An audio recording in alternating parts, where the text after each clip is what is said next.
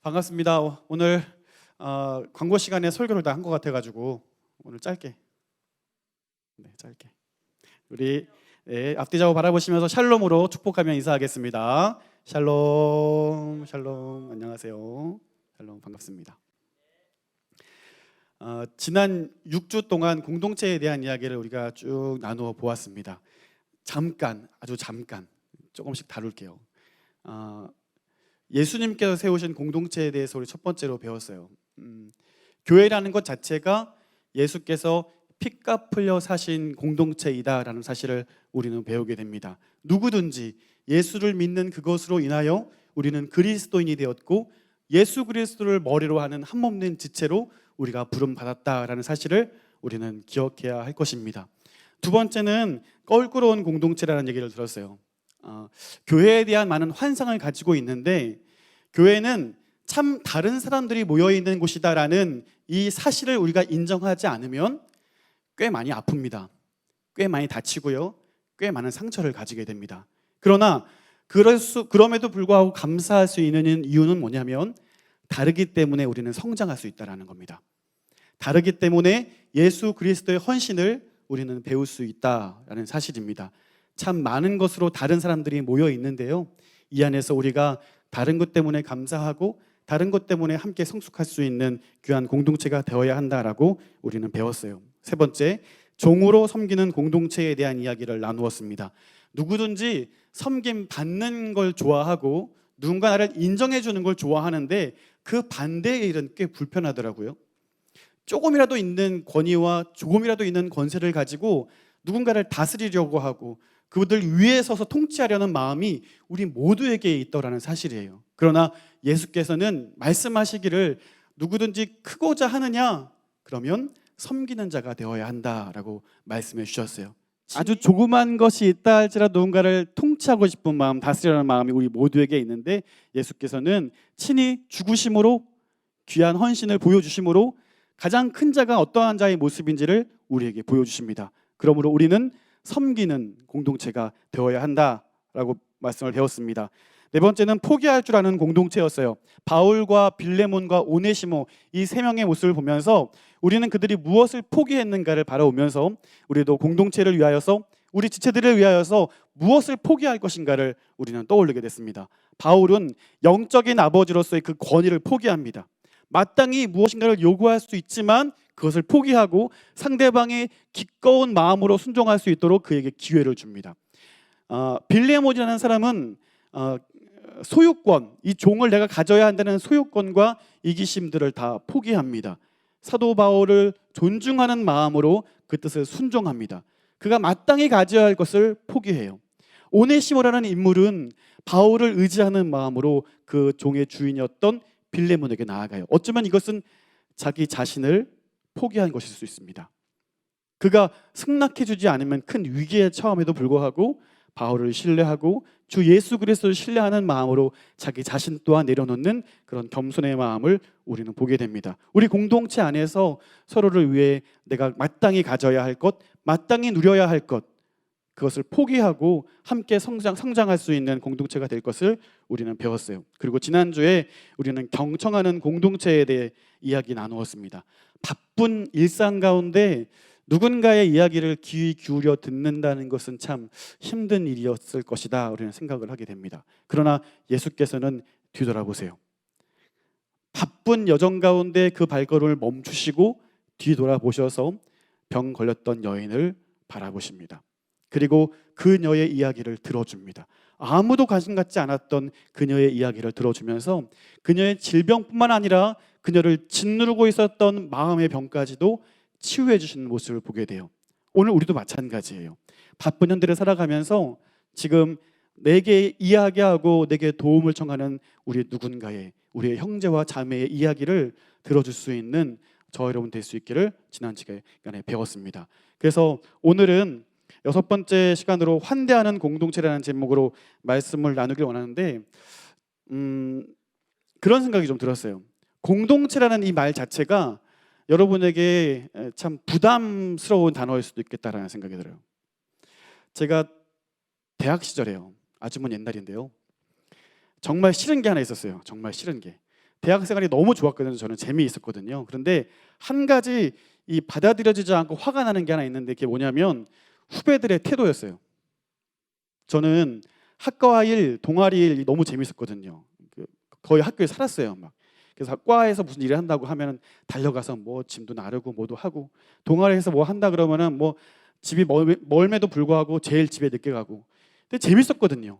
함께 어떤 일을 해 나간다는 게 저로서는 참 즐거운 일이었어요. 그런데 제가 선배가 되고 후배들이 들어오니까 제가 예상하는 반응들을 전혀 보이지 않는 거예요. 시험 기간만 되면 사라져. 무엇인지를 하자 하면 선배들을 눈치 주는 거. 뭔가 함께하는 일에 대해서 저는 그것에 대해서 참 어려운 일이라고 생각을 하는데 너무 쉽게 모임을 빠지고 참석하지 않는 거예요. 얘는 왜 이럴까? 왜 이럴까?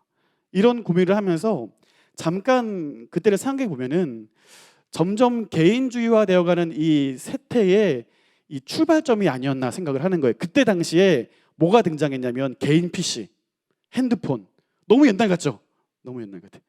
이런 게 막 등장하는 거예요. 그러니까 점점 혼자서도 뭔가를 할 수 있는 이런 물품들이 등장을 하면서 점점 사람들이 개인주의화 되어가는 것들을 그때가 벌써 언제예요? 그러니까 지금은 더더욱 그럴 것 같아요. 요즘 대학교마다 뭐 동아리 얘기를 물어보면 잘 안 된대요. 모여야지 뭘 하지. 안 모이니까. 그냥 내가 맡은 것, 또 사회가 요구하는 것 채우려고 하면 너무 많은 시간이 들고 너무 많은 노력들을 해야 되니까 함께 어울린다는 것, 함께 무엇인가를 한다는 것 자체가 너무 좀 부담스러운 것이 아닌가라는 생각을 해보게 되는 거죠. 그런 시대에 우리가 살고 있는데, 그런 가운데 제가 계속해서 공동체에 대한 얘기를 막 하니까 어쩌면 여러분에게 부담이 될 수도 있었겠다라는 생각을 해보게 돼요. 어찌 보면 이것은 현대에 나타난 아주 특별한 징후 현상이라고 우리가 생각해 볼 수 있겠지만, 그런데 이거는 단순히 현대에만 벌어진 문제는 아닌 것 같아요. 여러분 말씀을 한번 찾아보실까요? 창세기 4장 9절 말씀 한번 펴보십시오.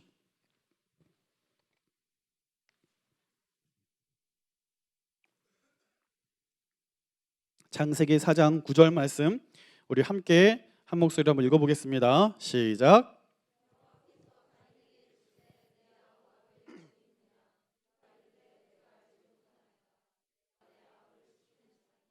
아멘.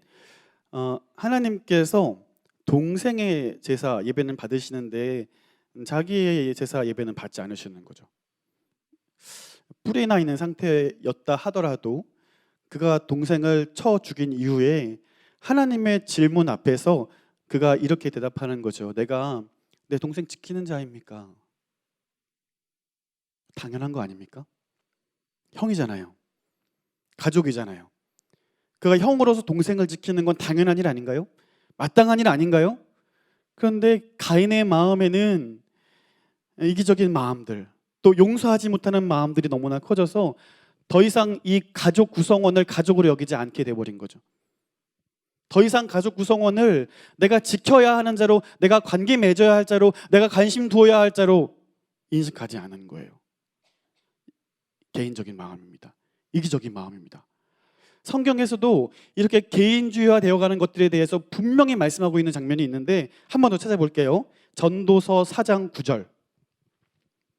전도서 4장 9절부터 12절까지 말씀 한번 찾아볼까요?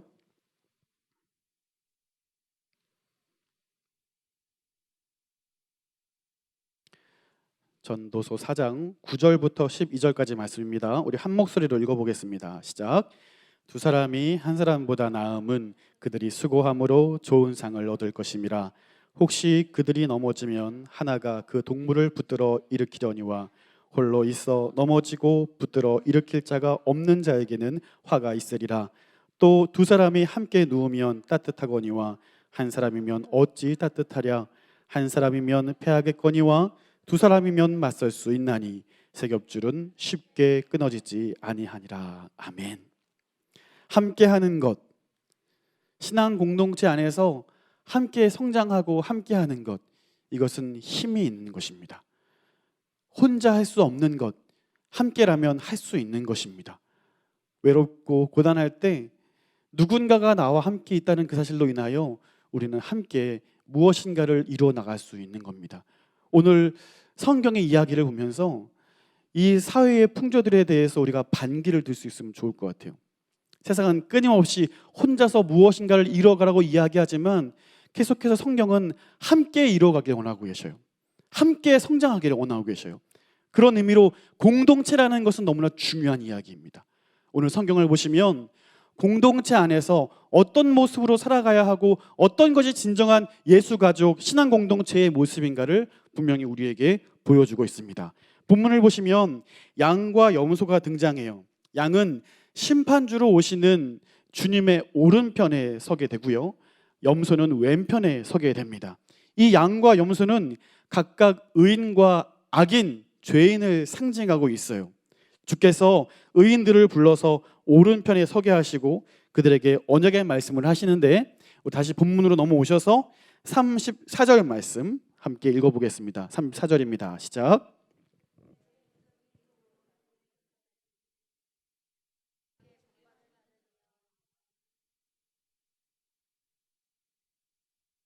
아멘. 자, 예비된 나라는 무엇입니까? 창세로부터 준비된 그 나라는 어떤 나라입니까? 그것은 에덴 아닐까요? 그것은 가시적으로 보여주는 가나안 땅이 아닐까요? 하나님의 계명을 지키고 하나님과 동행함으로 적과 꿀이 흐르는 그 약속의 땅, 그 언약의 회복, 그 에덴의 회복, 그 땅을 말씀하고 있는 것이 아닙니까? 그 나라를 상속받으라는 말씀이에요. 그런데 34절 말씀 보니까 복 받을 자들이여 라고 말씀하고 있어요. 복 받을 자들이여. 이 부분을 원문을 보니까 저도 익숙치 않지만 들어보세요. 호이 율로게메노이라는 헬라어 단어인데 이게 완료 수동태로 쓰였더라고요. 그러니까 직역을 하면 어떤 거냐면 복 받은 자들이여 라는 거예요. 훨씬 맞게 표현을 하자면 복 받은 자들이여 라는 거예요. 그러니까 어떤 것을 해서 앞으로 다가올 복 받을 자들이여가 아니라 이미 복을 받은 자들이여 라고 이야기를 하고 있는 거죠. 그러면 그 복을 받은 시기가 언제인가? 성경을 보십시오. 35절과 36절 말씀 두 구절 같이 읽을게요. 시작.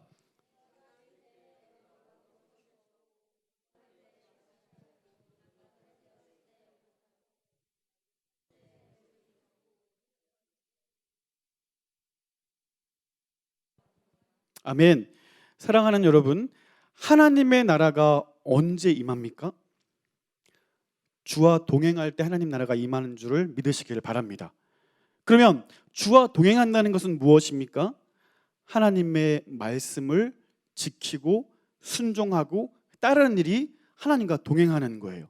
잘 지켜지지 않지만 내가 현재의 삶을 살아가면서 하나님 말씀 지키는 것이 쉬운 일이 아니지만, 예 주님 내가 그렇게 하겠습니다 하고 하여 주의 말씀을 순종하고 따르고 지키는 그 일, 그것이야말로 하나님과 동행하는 자의 삶이 아니겠습니까? 그런데 힘들기만 한가요? 괴롭기만 한가요? 주와 동행하는 그것으로 인하여서 세상이 알지 못하는 평안을 경험하게 되는 거예요. 그 누구도 허락해 주지 않지만 하나님이 나와 함께 하신다는 것, 그것만으로 새 힘을 얻는 거예요. 견딜만 한 거예요. 극복할 수 있겠는 거예요. 마찬가지예요.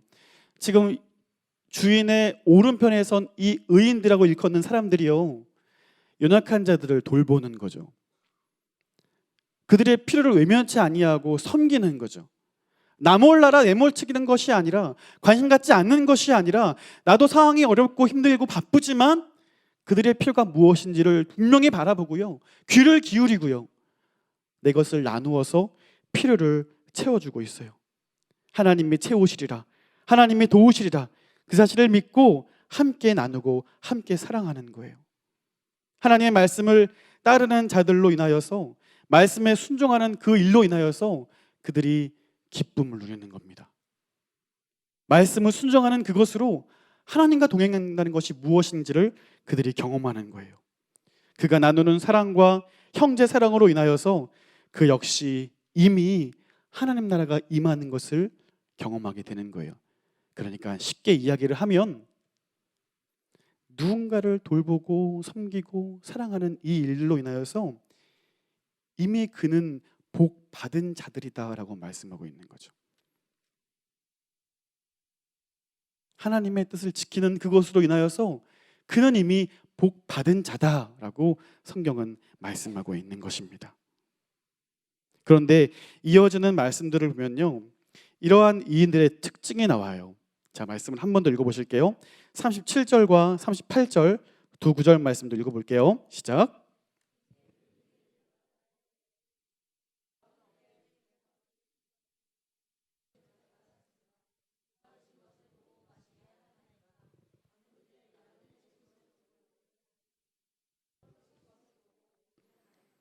아멘. 두 가지의 특징이 있는데 한 가지는 자기가 한 일에 대해서 기억하지 않아요. 자기가 베풀고 나누고 섬긴 이 일들에 대해서 하나하나 계산하거나 적어놓거나 하지 않고 한 일들에 대해서 기억하지 않아요. 주님께서 주님께 그러한 칭찬받을 일이 한 적이 없다고 정색하고 제가 언제 그런 일을 했습니까? 라고 오히려 반문하고 있어요. 그들은 주님이 아닌 그저 고난 중에 있는 사람들을 도왔을 뿐입니다 라고 이야기를 해요. 언제 무엇 했는지, 얼마큼 베풀어 주었는지, 얼마나 많은 시간을 할애했는지 그들은 그것을 기억하지 않습니다. 두 번째 특징은 자랑하지 않는다는 거예요. 칭찬받을 일들에 대해서 하나하나 이야기를 쭉 하고 있는데 그것들에 대해서 예 맞아요, 그때는 어려웠는데 내가 그 일을 했어요, 자랑하는 것이 아니라 오히려 그 일들에 대해서 잠잠하게 있는 거죠. 오늘 저와 여러분의 모습을 좀 기억해 보면 하지도 않은 일들에 대해서 만들어내 가지고 뭔가 자랑하려는 마음은 있지 않았습니까? 그냥 아주 조금 가담했는데, 아주 요만큼 가담했는데 내가 많은 부분 참여한 것처럼 부풀려 가지고 누군가에게 자랑하거나 내 실적을 이야기하거나 말하기를 좋아하진 않았습니까? 그런데 오늘 이 의인들은요, 잠잠한 거예요. 자랑하지 않습니다. 섬기고 사랑한 일들에 대해서 분명히 자기의 시간이 들어갔고 자기의 재물이 들어갔고 자기의 열정이 들어갔지만 자랑하지 않아요. 여러분, 이러한 모습이 예수 그리스도를 닮은 그리스도인의 성품이 아닐까요? 우리가 닮아내야 할 그리스도인들의 모습이 아닐까요? 섬기는 일, 사랑하는 일, 또 그것에 대해서 자랑하지 않고 마치 하나님 앞에서 내가 마땅히 행해야 할 바를 행하였습니다 라고 말하는 그 귀한 겸손. 오늘 이러한 모습이 저 여러분에게 있게 되기를 간절히 바랍니다. 그것이 우리 공동체에 있길 바라고 저 여러분의 그러한 귀한 섬김으로 인하여서 우리 공동체가 더욱 서로를 환대하는 공동체로, 서로를 더욱더 귀하게 받아주는 공동체로 우리가 쓰임받게 되기를 간절히 소원합니다. 자, 40절 말씀도 한번 읽어볼게요. 40절입니다. 시작.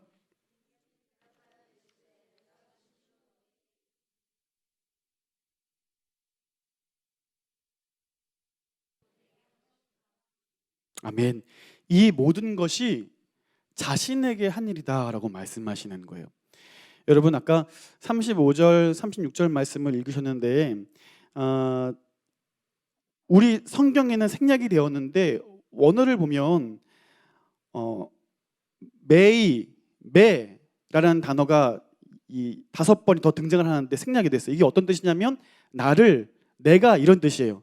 그러니까 하나하나 섬기고 사랑하는 일들에 대해서 내가, 나를 이렇게 표현되는 거죠. 그러니까 그 말씀을 제대로 읽어보면은 내가 줄일 때에 너희가 먹을 것을 주었고, 내가 목마를 때에 마시게 하였고, 내가 나그네 되었을 때에 영접하였고, 내가 헐벗었을 때에 옷을 입혔고, 내가 병들었을 때에 돌보았고, 내가 옥에 갇혔을 때 와서 보았느니라 라고 말씀하는 거죠. 지극히 작은 자, 연약한 자, 아무도 관심 갖지 않고 소외당하는 그 자, 그 사람에게 내가 그를 환대하고 그에 관심 갖고 그에게 뭔가 베푼 그 모든 것이 나에게 한 것이다라고 말씀하고 있는 거예요. 생각해 볼까요? 오늘 우리에게 지극히 작은 자는 누구입니까?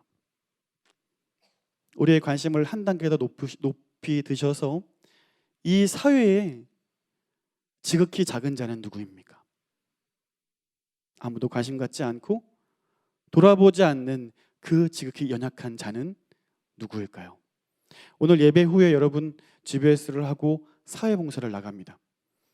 오랜 시간 동안 어르신들을 만나 뵙기 때문에 여러분의 마음이 좀 어쩌면 처음 같진 않을 수도 있겠어요.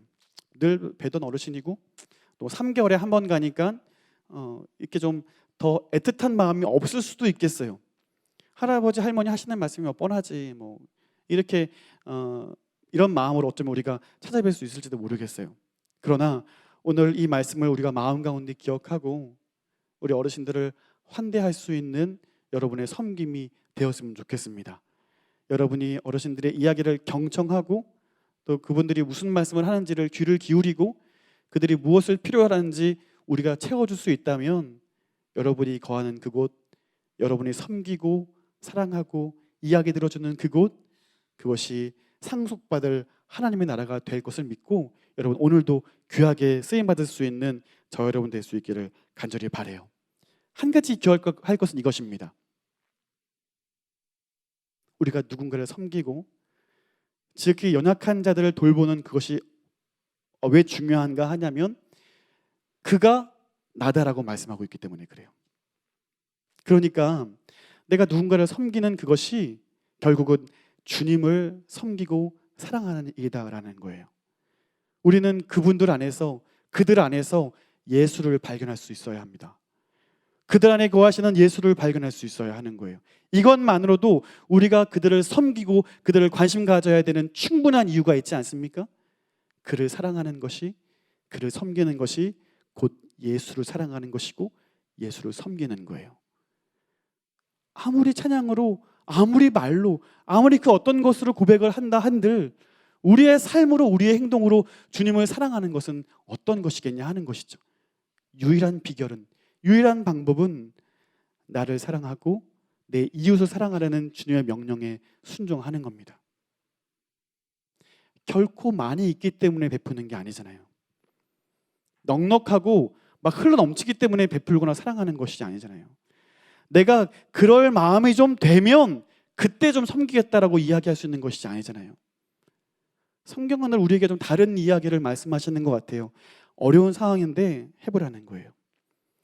나도 지금 나 하나 추스리기가 너무 어렵고 영적인으로 나도 너무나 무너져 있고 너무나 힘들고 지금 나 하나 추스리는 것도 너무 괴로운데 그 잠깐 중지하고 지금 소외받고 지금 아파하고 지금 도울 그에게 관심 갖고 사랑을 해보라라는 거예요.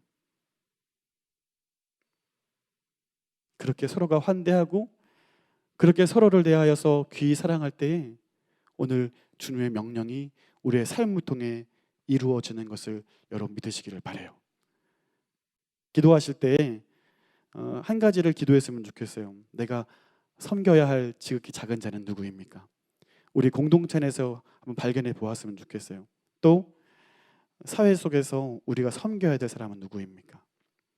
저는 교회를 생각하기를 주님께서 세우신 공동체라는 사실에 대해서 우리가 다 알고 계셔요. 그러나 이 교회가 우리 안에 멈추어 있다면 그것은 주님께서 원하시는 교회의 모습은 아닐 겁니다. 우리가 함께 성장하고 성숙하여서 이 사회를, 세상을 섬길 수 있는 공동체가 되어야 된다는 겁니다. 그러니까 교회는요, 운명 공동체 이상으로 사명 공동체 역할을 감당해야 되는 거죠. 서로를 환대하고 서로를 귀히 여기고 그런 동일한 마음으로 세상을 섬길 수 있는 우리 예수 가족이 될 수 있기를 주님의 이름으로 축원드립니다.